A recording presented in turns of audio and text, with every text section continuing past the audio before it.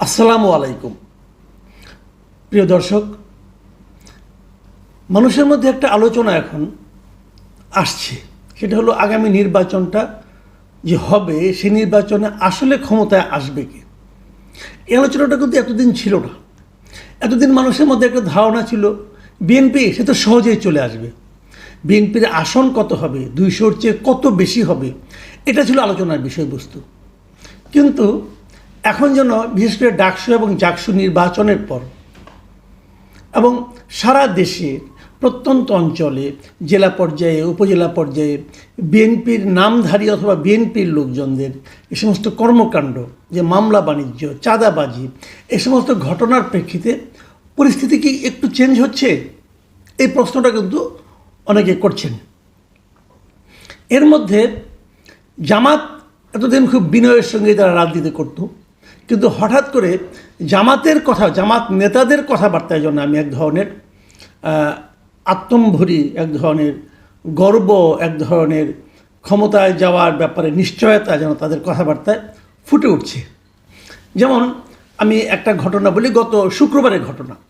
জামাত এর মধ্যে আপনারা জানেন তাদের 5 দফা দাবিতে তারা সারা দেশে আন্দোলন করছে, ঢাকায় করছে, বিভাগীয় পর্যায়ে করছে এবং তারপরে একদম আরও অঞ্চলে উপজেলা পর্যায়ে তারা আন্দোলনটা করবে।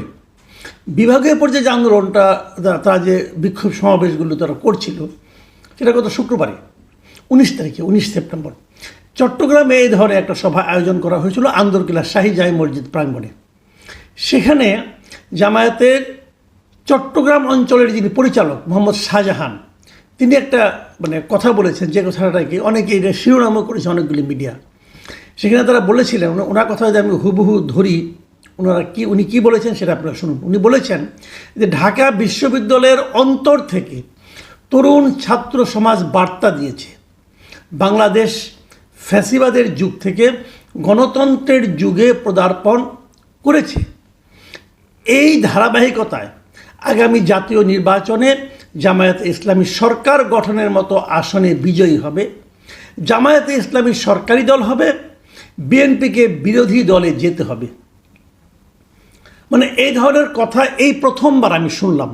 বোধহয় আপনারা প্রথমবার শুনলেন যে জামায়াতে ইসলামের একজন নেতা তিনি দাবি করছেন আগামীতে জামায়াতে ইসলামী সরকার গঠন করবে এবং বিএনপিকে বিরোধী দলে যেতে হবে। এই ঘোষণাটার নানা রকম ব্যাখ্যা বিশ্লেষণ থাকতে পারে। এর মধ্যে দেখলাম বিএনপির শীর্ষ পর্যায়ের নেতা সালাউদ্দিন আহমেদ সাহেব, উনিও এটা নিয়ে কথা বলেছেন। উনি বলেছেন যে ঠিক আছে, আপনারা যদি নির্বাচনে বিজয়ী হবেন তাহলে নির্বাচনে আসছেন না কেন আপনারা গড়িমসি করছেন, কেন নানা ছুতানাতাকে আপনারা তুলে আনছেন যে এই কারণে যাব, এটা হলে যাব, সেটা হলে যাব। উনি একটু ইঙ্গিতপূর্ণ কথাই কিন্তু বলেছেন। তার জবাব জামাত কীভাবে দেবে আমি বলতে পারবো না, কিন্তু এই যে কথাটা জামাত নেতাদের মুখ দিয়ে উচ্চারিত হলো, সেটা কি একেবারে ফাঁকা হওয়া, অথবা ওই ভদ্রলোককে হঠাৎ করে অন্য কারোর সঙ্গে কথা না বলে কথাটা বলেছেন? তার বক্তব্যটা কি জামাতে ইসলামী যে দল হিসাবে জামায়াতে ইসলামী তার বক্তব্যকে কি সমর্থন করে না? এই প্রশ্নটা কিন্তু জরুরি। অনেক সময় হয় কিন্তু যে কোনো একটা নেতা বিচ্ছিন্নভাবে আবেগে আপ্লুত হয়ে কিছু একটা বলে বসে, তো এটা কি সে ধরনের কথা? এটা যে সে ধরনের কথা নয় সেটা টের পাওয়াগুলো তার পরের দিন, শনিবার দিন কি হলো, ঢাকায় জামাতে ইসলামের যে মগবাজারে যে কেন্দ্রীয় কার্যালয় সংলগ্ন আল ফালাহ মিলনায়তনে, সেখানে জামাতের কেন্দ্রীয় মহিলা বিভাগীয় মজলিসের শুরার একটা অধিবেশন ছিল। সেখানে জামায়াতের আমির ডক্টর শফিকুর রহমান সাহেব ছিলেন। তিনি সেখানে কি বলেছেন সেটাকে শুনুন, তাহলে বুঝবেন যে তার এই বক্তব্যটা যে এটা যে একজন ব্যক্তির বক্তব্য না। শফিকুর রহমান সাহেব বলেছেন যে ঢাকা বিশ্ববিদ্যালয় কেন্দ্রীয় ছাত্র সংসদ ডাকসু এবং জাহাঙ্গীরনগর বিশ্ববিদ্যালয় কেন্দ্রীয় ছাত্র সংসদ জাকসু নির্বাচনের প্রভাব আগামী জাতীয় সংসদ নির্বাচনে পড়বে। এটা হলো শফিকুর রহমান সাহেবের বক্তব্য। শফিকুর রহমান সাহেবের ভাষায় যদি উনি যেভাবে বলেছেন, সেভাবে পড়ি আমি পত্রিকা থেকে, উনি বলেছেন ডাকসু ও জাকসু নির্বাচনে ইসলামী ছাত্র শিবির বিজয় লাভ করেছে। এই বিজয়ে অনেকেই অভিভূত হয়েছেন। এই নির্বাচনের প্রভাব আগামী জাতীয় নির্বাচনেও পড়বে। এই আলোচনাটা কিন্তু অনেক দিন ধরে হচ্ছিল যে আসলে কি পড়বে। অনেকে ব্যাখ্যা দিয়েছেন হ্যাঁ পড়বে, কারণ এই যে স্টুডেন্ট যারা আছে এরা তো সারা দেশ থেকে আসা, এরা তো ঢাকায় জন্মকর্ম তা তো না, এরা সারা দেশে গ্রামাঞ্চল থেকে তারা কিন্তু ঢাকায় এসেছে পড়াশোনা করার জন্য, দেশের অন্যতম সেরা দুটো বিশ্ববিদ্যালয়। তো এখানে যারা পড়েন তারা নিশ্চয়ই তাদের পরিবারের উপর একটা প্রভাব বিস্তার করতে পারেন। তারা যে নিশ্চয়ই পরিবারকে বোঝাবেন যে এরাই হলো প্রকৃত, এদেরকে আমাদের ভোট দিতে হবে। কাজেই এর রিফ্লেকশন গ্রামাঞ্চলে, শহরাঞ্চলে, মানে এদের ফ্যামিলিগুলোতে পড়বে এবং তার প্রভাবটা জাতীয় নির্বাচনেও পড়তে পারে। এটা একটা সহজ ইকুয়েশন, কিন্তু অভিজ্ঞতা বলে এই ইকুয়েশন সবসময় কাজ করে না। আমরা নিজেরাও বহুবার দেখেছি, আমি নিজেও ঢাকা ইউনিভার্সিটির স্টুডেন্ট ছিলাম, আমরাও ডাকসু নির্বাচনে অনেকবার ভোট দিয়েছি, একাধিকবার। আমরা দেখেছি যে ডাকসু নির্বাচনের ফল জাতীয় নির্বাচনে ততটা পড়ে না। এই কারণে যে এই ব্যাখ্যাটা আমি আপনাদের দিই, এই কারণে পড়ে না, আমি যখন স্টুডেন্ট ছিলাম ডাকসু নির্বাচনে ভোট দিয়েছি, আমি যে কিন্তু আমার ফ্যামিলিকে প্রভাবিত করতে পারিনি এই কারণে যে ওনারা বলেন তুই কি বুঝস। আমার বাবা তিনি হয়তো আমার মতো এতটা শিক্ষিত নন, কিন্তু উনি মনে করেন যে আমি তার ছেলে এখনও ছোটই রয়ে গেছি, যতই লেখাপড়া করি না কেন। উনি শেষ দিন পর্যন্ত এটাই মনে করতেন যে আমরা কি বুঝি। আসলে বিষয়টা কি আমি বলি, বিষয়টা হলো পরিবারের ডিসিশন মেকার হয় তিনি যার হাতে টাকাটা থাকে। আপনি ঢাকায় যত বড় নেতাই হন না কেন, আপনি যদি বাড়ির থেকে মাসে মাসে যে টাকা আনতে হয়, যিনি আপনাকে টাকাটা দেন তিনি ডিসিশন মেকার। এটা আমাদের দেশে অনেক দিন ধরে এটা চলে আসছে। গ্রামের বাড়িতে ওনার বাবা কৃষক হতে পারেন, কিন্তু মাসে মাসে টাকাটা কিন্তু উনি পাঠান, সংসারটা কিন্তু উনি চালান, উনিই সিদ্ধান্ত নেন যে কাকে ভোট দিতে হবে, কাকে ভোট দিতে হবে না। ওখানে সন্তানের ভূমিকা খুব একটা থাকে না, এটা আমি যতটুকু বুঝেছি। তাহলে আমি আগেও কিন্তু বলেছিলাম যে জাকসু নির্বাচনে কিন্তু জাতীয় রাজনীতির একটা প্রভাব পড়েছে। জাতীয় রাজনীতির প্রভাবটা কেমন, যে এখানে অনেক ছাত্রলীগের ভোটগুলো ইসলামী ছাত্র শিবির পেয়েছে। এই কারণে পেয়েছে যে এই ছাত্রলীগের আবার ফ্যামিলি ওরিয়েন্টেড পলিটিক্স তারা করে। তাদের বাবা হয়তো আওয়ামী লীগ করে, ভাই হয়তো যুবলীগ করে, ফ্যামিলির লোকজন আওয়ামী লীগ করে, এরকম আছে।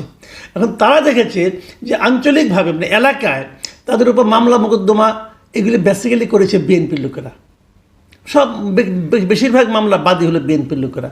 কাজেই এই জায়গাটাকে তারা হয়তো মনে করেছে এদেরকে আনা যাবে না ক্ষমতায়, যে কারণে তারা হয়তো শিবিরকে ভোট দিয়েছে, শিবিরকে অধিকতর নিরাপদ মনে করেছে। শিবিরের নেতৃবৃন্দের মধ্যে এক ধরনের আন্তরিকতা ছিল, তো যে কারণে হয়তো তারা শিবিরকে ভোট দিয়েছে। এটা হতে পারে, কিন্তু এটা যে হয়েছে আমি সেই দাবি করছি না, বাট আমার ধারণাও হতে পারে। কিন্তু এর মধ্যে আবার আরেকটা ঘটনা কিন্তু ঘটেছে বলে আমি জেনেছি বিভিন্ন জায়গা থেকে। সেটা হলো যে বিভিন্ন এলাকায়, প্রত্যন্ত এলাকায় এই যে বিএনপির নেতাকর্মীদের যে চাঁদাবাজি, তারপর লুটপাট, তারপর মামলাবাজি, এই সমস্ত বিষয়গুলো যে ডাকসু এবং জাকসু নির্বাচনে প্রভাব ফেলেছে এটা তারাও বুঝতে পেরেছে। এবং এরই মধ্যে অনেক জায়গায় আমি শুনেছি যে তাদের আচার আচরণ নাকি চেঞ্জ আসছে। এটা সেন্ট্রালের কারণেই হোক আর আঞ্চলিকতার কারণেই হোক, আঞ্চলিকভাবেই হোক, প্রচুর চেঞ্জ নাকি তাদের আচার আচরণে এসেছে। যদি সেটা হয়, আমি মনে করি সামনে কিন্তু আরও 5-6 মাস সময় আছে। এই সময়ের মধ্যে ঘুরে দাঁড়ানো সম্ভব, এই সময়ের মধ্যে রাজনীতিতে মৌলিক পরিবর্তনও সম্ভব। আবার বিএনপির লোকেরা আমি এটাও শুনেছি, তারা বিভিন্ন জায়গায় এমনও বলছেন যে জামাতের যে আচরণটা তোমরা দেখছো এটাই কি আসলে জামাত নাকি এটা তাদের নাটক, এই কথাও কিন্তু আমি শুনেছি। আমি এর মাঝখানে উত্তরবঙ্গের দিয়ে গিয়েছিলাম একটা কাজে, সেখানে যে আমি সাধারণ মানুষের সঙ্গে কথা বলেছি, তাদের কিন্তু এই ধরনের ধারণা যে জামাতের এই আচরণটা যেটা ভালো মানুষের আচরণ, এটা কি আসলে তাদের মনের কথা নাকি তাদের একটা নাটক। আমি জানি না এরা কেন বলছে, কী সমাচার, অত ডিটেল আমি বলতে পারবো না। কিন্তু আমি যেটা বলছি যে আসলে এখনও কিছু ক্লিয়ার না, কিন্তু কারণ সময় আছে 5 মাস। এই 5 মাসে অনেক কিছুই ঘটতে পারে। এমন অবস্থায় আজকে তাহলে এই অনুষ্ঠানে আলোচনাটা আমরা কেন করছি, এই কারণে করছি। আমি জামাত নেতৃবৃন্দকে বলবো, এত দ্রুত আনন্দে উদ্বেলিত হয়ে লোকজন খাওয়ানো শুরু করে দিয়েন না ভাই। নির্বাচনের হাওয়া ঘুরতে বেশিক্ষণ সময় লাগে না। বাংলাদেশের মানুষ বড় বিচিত্র, এদের সিদ্ধান্ত নিতে সাধারণত ভুল হয় না। এখনই যদি আপনারা ডিক্লেয়ার করে বসে থাকেন যে আপনারা ক্ষমতায় চলে গেছেন, বিএনপিকে বিরোধী দলে বসতে হবে, এই যে কথাটা, এই কথার মধ্যে এক ধরনের অহংকার আছে। এই অহংকার সাধারণ মানুষ পছন্দ করে না। জামাতের নেতৃবৃন্দকে আমার অনুরোধ, ভাই এত দ্রুত কথাবার্তার ভাষা পরিবর্তন করেন না, বডি ল্যাঙ্গুয়েজ চেঞ্জ করে ফেলেন না। সামনে আরও অনেক দূর, নির্বাচন আরও অনেক দূর, এবং সেই নির্বাচনে ভালো করা, মানুষের মন জয় করে ভালো করা, মন জয় করে সেটাকে ধরে রাখা, 5 মাস তো আরও অনেক কিছু দেখতে হবে, আরও অনেক দূর যেতে হবে ভাই।